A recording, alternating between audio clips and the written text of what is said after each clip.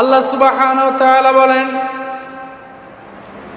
ঈমানদার তোমরা শোনো, তোমাদের জান এবং মাল আমি আল্লাহ তাআলা জান্নাতের বিনিময়ে কেনার জন্য তোমাদেরকে আমি আল্লাহ তাআলা প্রস্তাব করতেছি। তোমরা যদি আমার কাছে জান্নাতের বিনিময়ে তোমাদের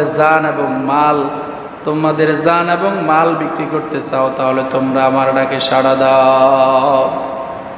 আল্লাহ তাআলা সূরা তাওবার 111 নম্বরে আল্লাহ বলেন, ইন্নাল্লাহা আশতারা মিনাল মুমিনিনা আনফুসাহুম ওয়া আমওয়ালাহুম বিআন্না লাহুমুল জান্নাহ।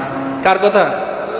আল্লাহ বলছেন, ইন্নাল্লাহা আশতারা মিনাল মুমিনিনা আনফুসাহুম ওয়া আমওয়ালাহুম, আমি ইমানদারদের, মুমিনদের জান এবং মাল কিনে নিয়েছি, বিআন্না লাহুমুল জান্নাহ, বিনিময়ে তাদেরকে আমি জান্নাত দেব।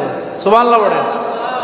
এখন আল্লাহ তাআলা অফার করতেছে, আল্লাহ হচ্ছেন ক্রেতা, আমি আর আপনি হচ্ছি বিক্রেতা। আমরা দেব জান মাল, আল্লাহ দেবে আমাদেরকে জান্নাত। জান এবং মালের বিনিময়ে জান্নাত কিনতে রাজি আছেন তো সবাই? এখন কি করতে হবে? জান এবং মাল এটা আল্লাহর রাস্তায় দিয়ে দিতে হবে, বিনিময়ে আমাদেরকে আল্লাহ দিবেন কি? জান্নাত।